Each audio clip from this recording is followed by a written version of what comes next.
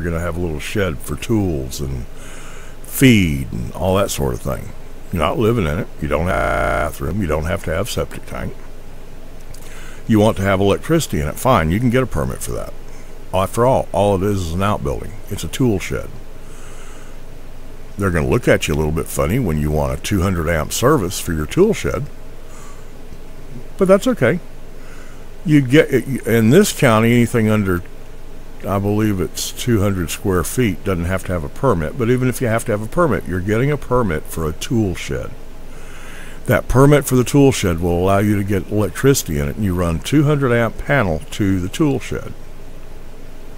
Of course, you don't need 200 amps. You need about 20 amps for your electricity, for a light in there at night, and maybe running a saw or a drill.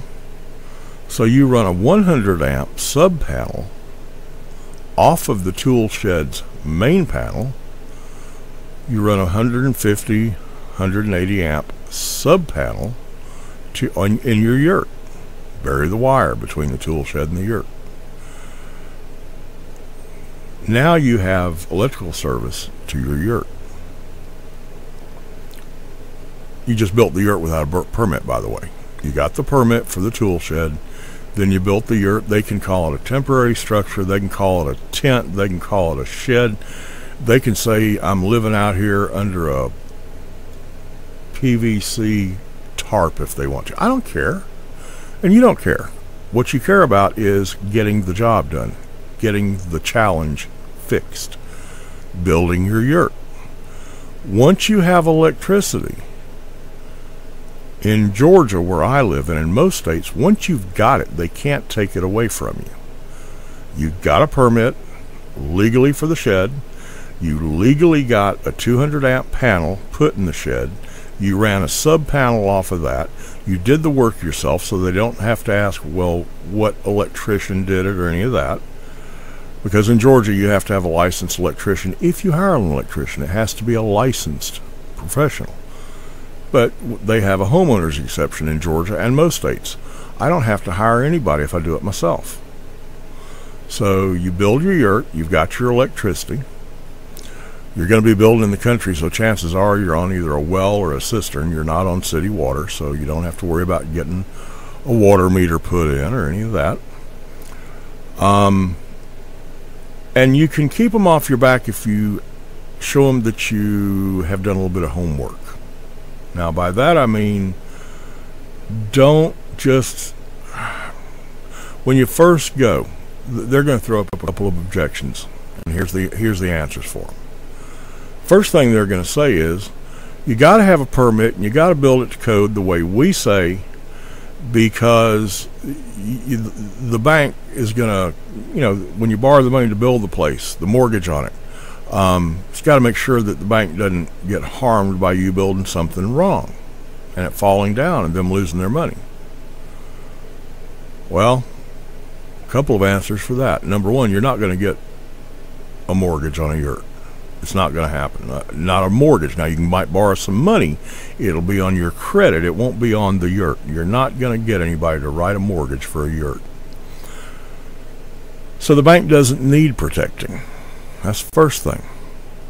Second thing is, if the bank does need protecting, since when is it the government's job to protect the bank from a homeowner? If the bank wants to be protected, they should send an inspector out and do an inspection on the place. And if they like it, fine. And if they don't like it, fine. It's none of the government's business. So the guy will shake his head and say, okay, I kind of agree with that, but what about protecting the insurance company? Okay. Just like with a mortgage. You're not going to get a mortgage. You're not going to get homeowner's insurance on a yurt. I have looked for almost 3 years now. I found one company that would write a regular homeowner's policy, and it was marginal whether or not you could even call that a regular homeowner's policy. When the house that I had that burned, I was paying about $900 a month. $900 a year. For $125,000 worth of coverage on the house, $90,000 worth of coverage on the contents, and I had $1 million worth of liability deductible for damage. That was running me $900 a year. On the yurt, the only company I could find that would even write a homeowner's policy would only go $75,000 on the structure, the yurt, which I built it for far less than that. But 5 years from now, if I needed to build it again, I doubt I could, because physically I wouldn't be able to myself. I'd have to hire it done. But they'd only write $75,000 on the structure, $25,000 on the contents. Now, I know that sounds like a chunk of money, but if you've ever gone through your house and started adding stuff up, $25,000 ain't squat. You can get through $25,000 before you get out of the kitchen. $25,000 on the contents and $25,000 on liability. And $25,000 worth of liability, you might as well not have any.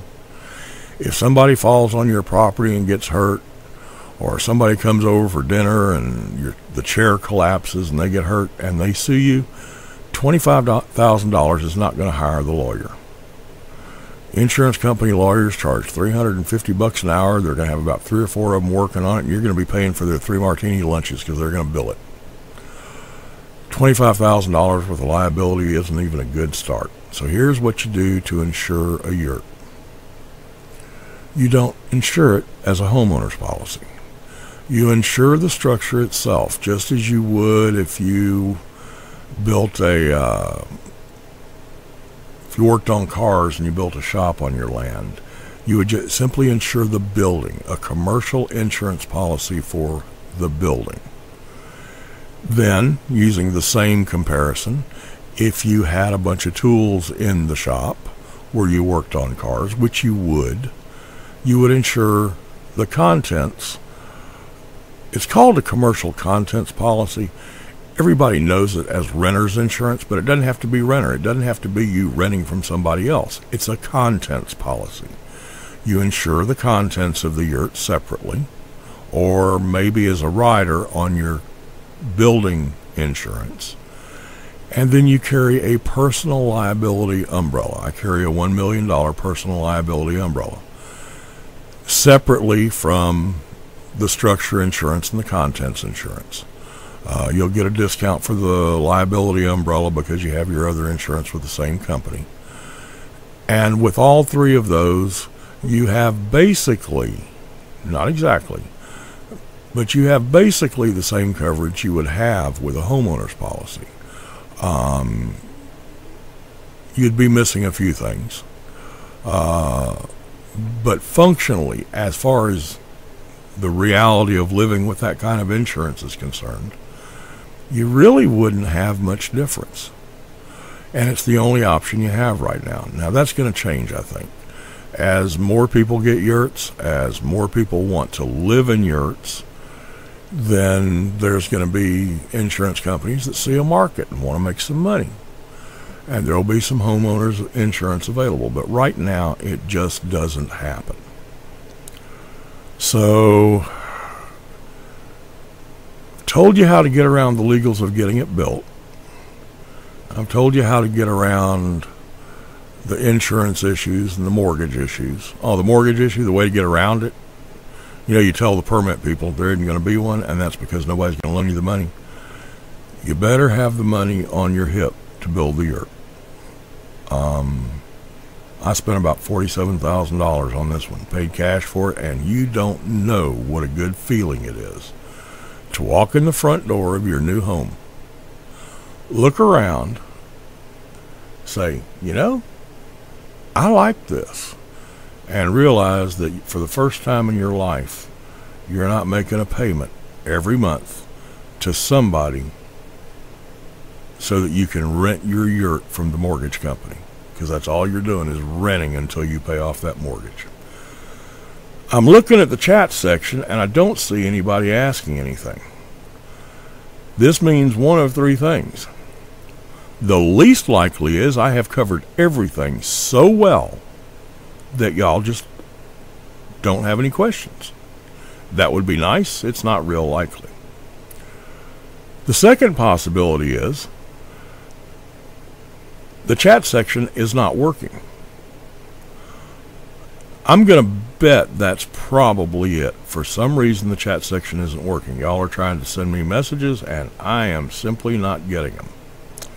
If that's the case, if you'll go tomorrow, either tonight or tomorrow. Tonight, you won't be able to do it on this post. This recording of this live broadcast will be put up by, actually, it'll probably happen by midnight tonight, but I always promise by noon the next day. You'll be able to go to JuicyMaters.com, and when you hit the landing page, the top post on there is going to be this show.